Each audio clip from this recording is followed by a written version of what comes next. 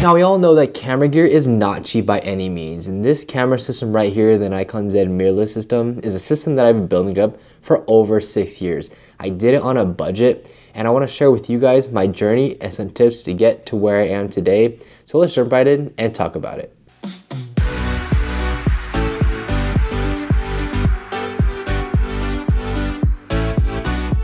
What's up y'all, it's Project Photography back with another video, and back in 2016 is when I picked up the Nikon D5500. I use that camera a lot for video making, videos on YouTube and photography. Then the year after that, I picked up a Nikon D600. Now this was my first foray into Nikon full frame cameras. It was an incredible camera, to be honest. Had 2 card slots, had a 24 megapixel sensor, and honestly accomplished everything that I needed to do. But in 2018 is where the Nikon Z mirrorless system came out. And then in 2019 is where I first bought the Nikon Z6, and this is the camera that I've been using ever since. I now have 2 of them, and I built up my Nikon Z mirrorless kit to having 2 Nikon Z6s, as well as having 6 lenses. So I did this all on a budget as a high schooler, as a college kid, and now postgraduate. But in this video, I mainly want to jump into the 4 tips that I used in order to get the camera kit that I have now. So let's jump right into the first one on my photography Nikon kit journey. So the first tip that I have is to always buy used. Now, this is what helped me reduce a lot of the costs and get the camera gear that I have now, but it does come with some caveats that I'm going to talk about later. Some of the gear that I purchased used includes my second Nikon Z6, my 14-30 f4, my 200-500, my 50mm f1.8s, my 24-70, and my 24-200. Now all of these lenses and gear were bought used. Bought them through various sites like OfferUp, Facebook Marketplace, eBay, and so on, in order to get the gear that I have now. And with that being said, there's only 3 pieces of gear that I really bought new, and that was the original Nikon Z6 that I bought, my 28mm that I have now, and then the 24-70 that came with the Nikon Z6 as a kit. But for the most part, all my camera gear is used. Now, here's why I like to buy my gear used. First of all, used gear will almost always be cheaper than new gear. And if you look at prices like this, for example, this is the time of recording, the Nikon Z 105mm f2.8, this is the macro lens that just came out. On used eBay, it's $754. Whereas new at B&H is $946. Now this price gap is significant. I mean, that's $200 that you could be using towards other things like other lenses, going on photography trips, other bodies, and so on. And even putting aside the fact that the used camera lenses is cheaper, a big reason why I actually like doing this is because used gear holds its value a lot better over time than new gear would. Let's just take car buying, for example. A big reason why people like to buy used cars is because it holds its value better over time. If you were to buy a new car, then the second you drive it off the lot, it loses its value instantly and now it becomes a used car. You can't claim it's new because you started to use it. It's the same with camera gear. If you start using, let's just say that Nikon 105mm f2.8 for the Z mount is $946, but as soon as you take it out of the box, you start using it, you put it through its elements and through its works, then it starts to become pretty much a used lens and you can't really sell it for new anymore, which is a big reason why used is huge for me. But there are a few caveats when buying used gear, and it's something that you have to be cognizant of when you're doing this. First of all, there is a lot more risk buying used gear over new gear, and that's just how it's gonna be. First of all, there is no warranty on the used gear just because you can't really have warranty on used gear. And second of all, when you're buying new, you get a lot of the guarantees that the manufacturers come with. You get the guarantee that the lens is in pristine packaging, pristine condition, and comes with a warranty. That's just not something you can necessarily be 100% sure about when it comes to buying used gear. Another caveat is that you have to really make sure the person that you're buying from is a trusted seller and the product that you're receiving is in working full condition, which is a big reason why I actually like going and inspecting the gear firsthand. If I'm buying off a Facebook Marketplace and OfferUp, you can really ensure that the gear is in good condition and is in working condition. Because I've bought gear before that where the seller has said, oh yeah, this gear is fine, it's working, I get it, and it just isn't in the set condition. That is something you have to be cognizant of, and there is that risk when you're buying the used gear. But with all that being said, if you can get over those risks, if you can make sure that you limit your risk by inspecting the gear and making sure that the gear that you're buying is working and in great condition, then buying used is honestly a huge money saver, makes you save a lot of the value in the long run, and overall it's just the method that I like to use to obtain new gear. So the second tip that I really adhere to, and honestly is the biggest reason why I'm able to have the gear that I have now, is I have sold gear that I haven't used, or when I want to upgrade gear, I sell the gear that I had previously. Now this is absolutely massive because what it essentially does is it helps keep the value of your gear in the camera system that you have. So let me explain. When I bought my Nikon Z50, it was a fantastic camera. I bought it used, of course, and it was really good. I bought it around $650.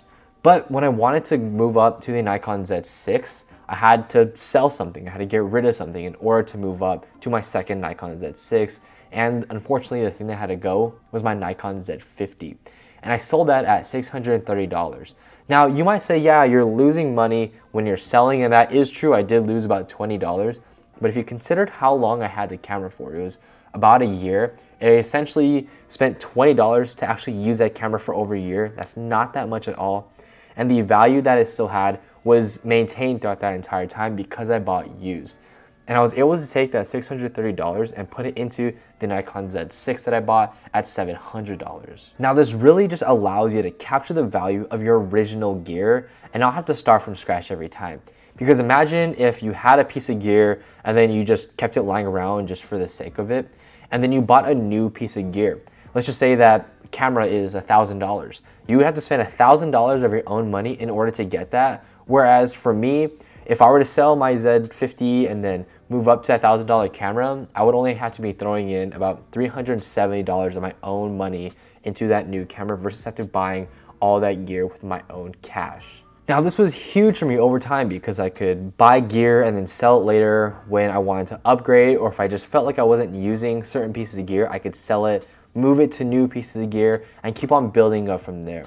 Now, of course, you have to throw in some of your own money at certain points in time, but overall, you're able to save, you don't have to spend as much money as you would if you were to just keep on buying without selling anything. So if you notice that you have gear that just collects dust on your shelf, make sure you just go ahead and sell it and buy gear that is worth more while.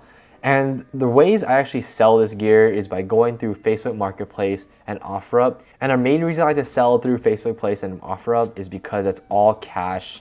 There's no sort of taxes that have to be involved with it, because when you go to eBay, if you sell an item, you actually have to pay tax on it in terms of the money that you made, your profits. So, which is why I like to go through Facebook Marketplace and OfferUp. And the thing with eBay is it has about 13% worth of fees. So you lose a lot of margins with that. So which is why I highly recommend sell through Facebook Place and OfferUp. And if you are gonna sell through there, make sure you go with someone when you're actually selling the product, because you wanna have that safety. You don't wanna get robbed. You don't want anything to happen to you. So make sure you go with someone for your safety. But yeah, sell gear that you don't use. This was the #1 tip that actually helped me build the gear that I have right now.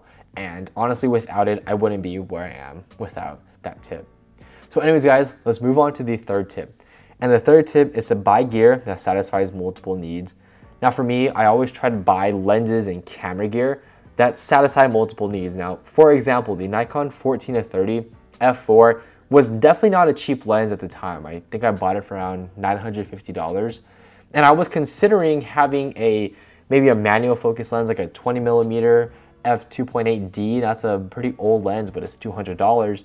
And then having a separate video system to allow me to shoot video as well as shoot photos. Now there's two problems when you buy things that serve different needs without having to try and find gear that serves multiple needs at once, is that you become a lot more clunkier. Like, you have to carry a lot more gear in order to satisfy certain needs.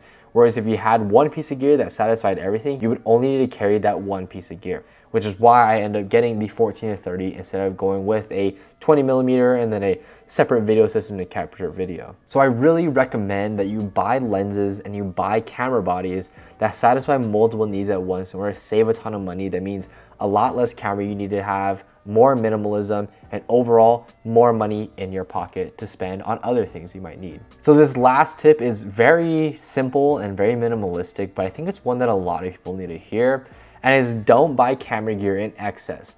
The problem is with photography community nowadays is that we glorify having a ton of camera gear. I don't blame it, because having new camera gear is like having a new toy. It's sexy, it's fun, and it's just that new piece of gear that everybody wants. But I will tell you firsthand that it is absolutely not necessary in creating amazing images. At the end of the day, it's you, it's your mind, and it's your abilities to actually create the photos that you want, not having that other piece of gear. When it comes to buying camera gear, don't buy more than you need.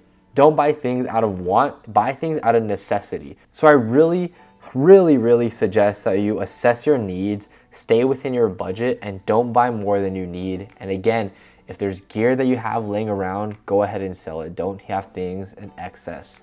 So anyways, guys, that is the 4 tips that I use to build my camera gear on a budget as a high school or college student, now a graduate. And obviously I did not have that much money back then, but I was able to build this up over time.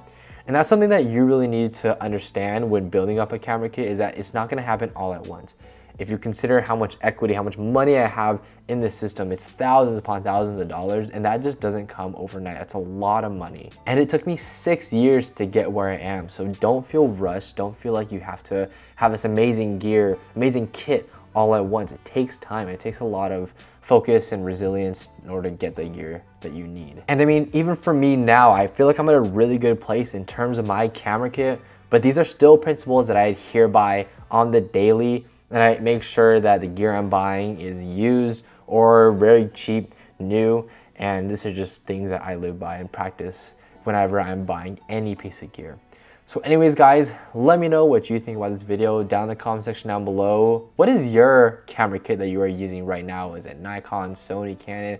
Let me know down in the comment section down below. Anyways, guys, thank you so much for experiencing the world with me today. I hope this helped, and I'll catch you guys in the next one.